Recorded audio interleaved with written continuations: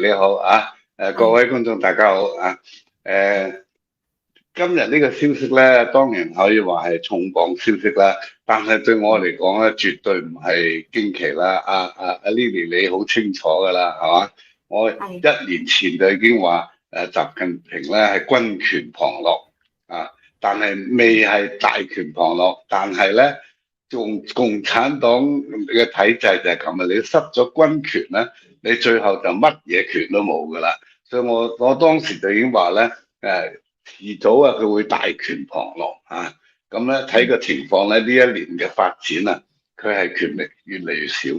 因為今次咧佢反習嗰啲人係採取嗰啲即係蠶食嘅戰略啊，即係好似人哋啲西方人講切香腸啊，嗰條香腸原本好大嘅。每一次食嘅時候切一片，切一片，切一片，切下就成嚿香腸冇晒嘅。咁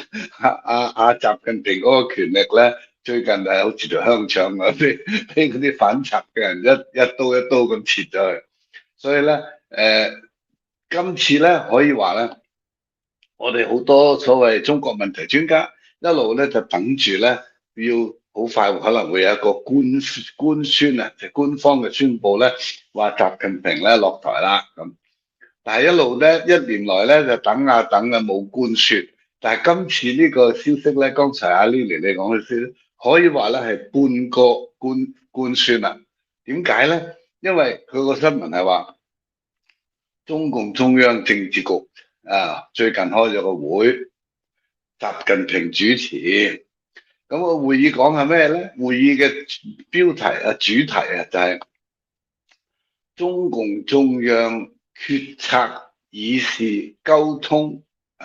工作條例。咁好有意思喎！點解突然間要開一個會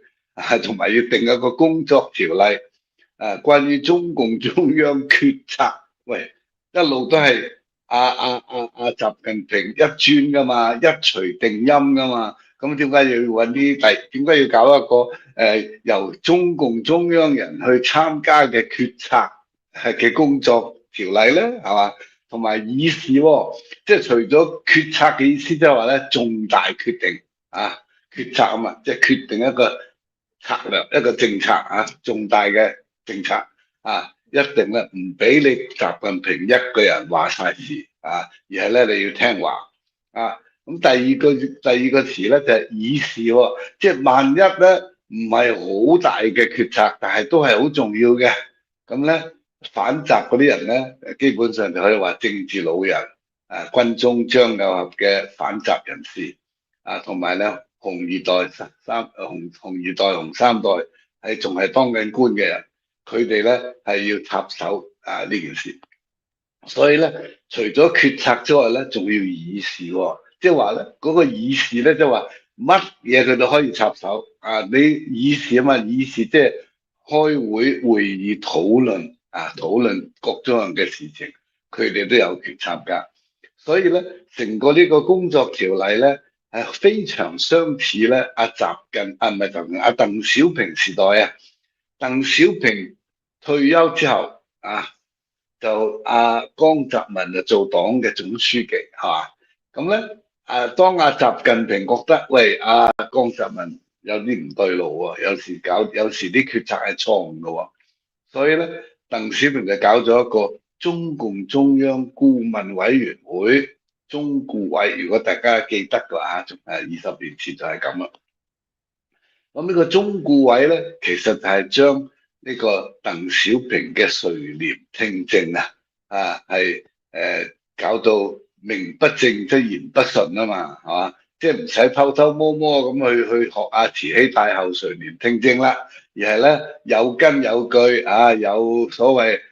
有規定一個條例，所以就成立呢個中共中央顧問委員會。咁大家知道啦，用鄧小平嘅威權佢做顧問已經夠強噶啦。佢作為一個中共中央嘅顧問，佢提出一啲意見咧，我諗當時冇人敢反對嘅。不過咧今次咧就其實係更加進一步喎，佢唔係話淨係要做顧問啊，佢係要參與決策、議事啊，同埋協調啊。協調其實就係領導嘅意思，不過咧就講得越即係稍微軟化咗嘅一個名詞啦，協調。即係喺領導上，喺討論上、討論事情上，同埋決策上啊，好多除咗習近平之外咧，仲有好多人可以參與嘅啊，寫咗啲工作條例。咁我諗咧，呢個所謂中共中央決策議事咧，講嚟講去，其實就係呢啲反習嘅聯盟啊，基本上就係政治老人帶領下。軍中嘅以張友合為代表嘅軍中反習人士啊，再加上數目眾多嘅紅二代、紅三代啊、官二代、官三代嘅人馬啊，就係咁簡單啦。所以咧，所以今次咧可以話係一半嘅官宣啊，即係仍然唔係正式共產黨宣布習近平落台啊，但係咧已經好接近啦。呢即係用我哋一般人嘅語言嚟講咧，呢次呢個會議咧，佢呢個新聞稿嘅意思就話，嗱，由而家開始，阿習唔可以一個人話晒事啦，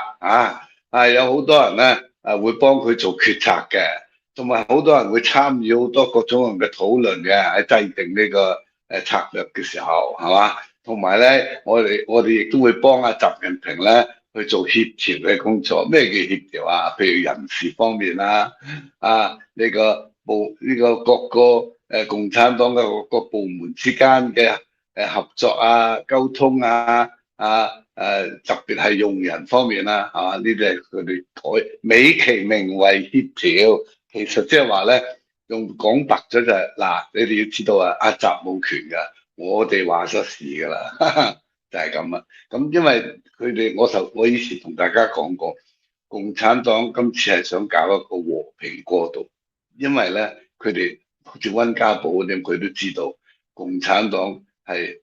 內外交困，搖搖欲墜，所以佢哋非常擔心，如果打擊阿習近平用得太激進嘅辦法咧，就會造成可能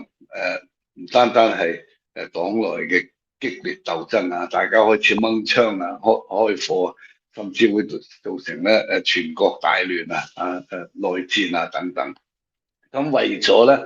避免呢種咁嘅風險咧，所以佢哋就決定咧用溫和嘅方式逼宮啊，宮殿嘅宮啊，逼宮啊，習近平就係咁啦。